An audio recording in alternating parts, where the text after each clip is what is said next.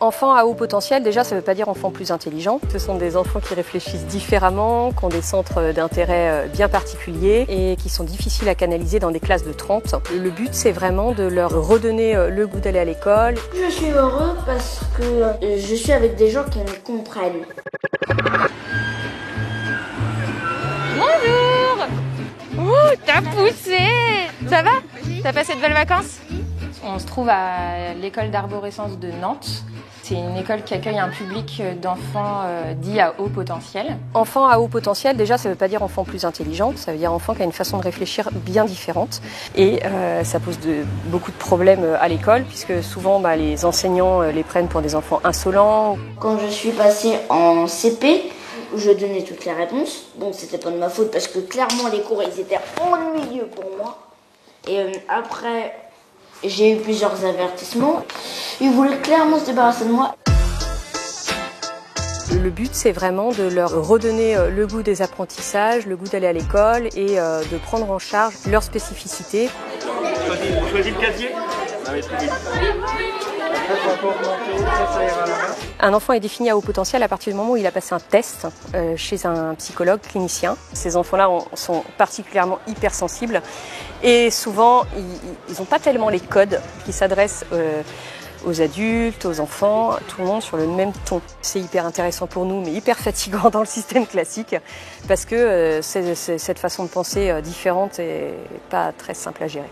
En fait, quand je suis arrivée dans l'école, je faisais un peu plus de crise que la dernière, que cette année. En fait, j'allais presque tous les jours dans le bureau de la directrice. Oui, mais c'est parce que t'arrives pas à te contrôler tes émotions. C'est pas que t'es méchante avec les gens. Moi, ça reste quand même un peu limite parce que c'est la 3e année. Bon, les explosions sont quand même moins fréquentes, mais il faut pas me chercher non plus.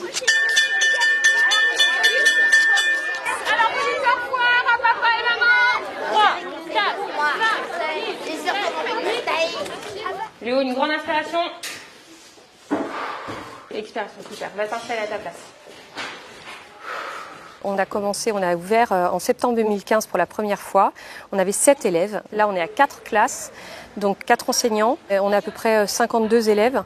Tout est vraiment très ritualisé, parce que c'est des enfants qui ont besoin d'un cadre bien posé, souple, mais bien posé. Donc on commence toujours de la même façon. On fait des rituels de français. Ils ont ensuite une première récré. C'est qui le loup?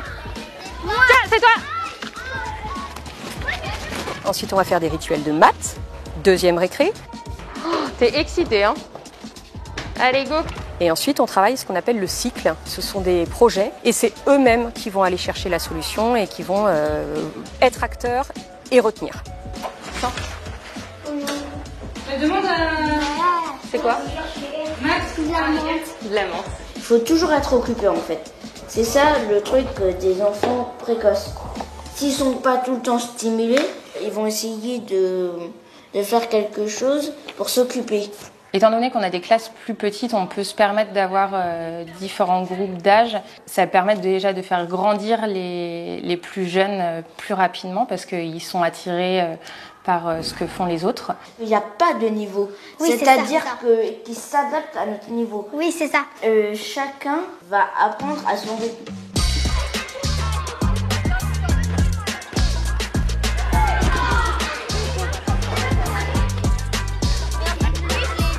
Une année scolaire coûte 6 000 €.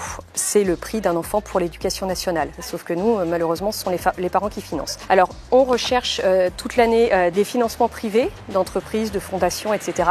pour permettre à certains enfants d'avoir des bourses. En fait, moi, je dis toujours aux parents, vous avez 2 choix. C'est-à-dire le choix où l'enfant va rester dans un système qui ne lui correspond pas, ou alors vous le mettez dans un système avec un groupe identifiant d'enfants qui sont comme lui.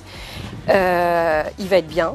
Il ne va pas être l'extraterrestre de la cour de récré. Le truc dans cette école, c'est qu'on a plus de récré, plus de temps pour se défouler. Je suis heureux parce que non seulement c'est moins strict, et je suis avec des gens qui me comprennent. Ça c'est cool.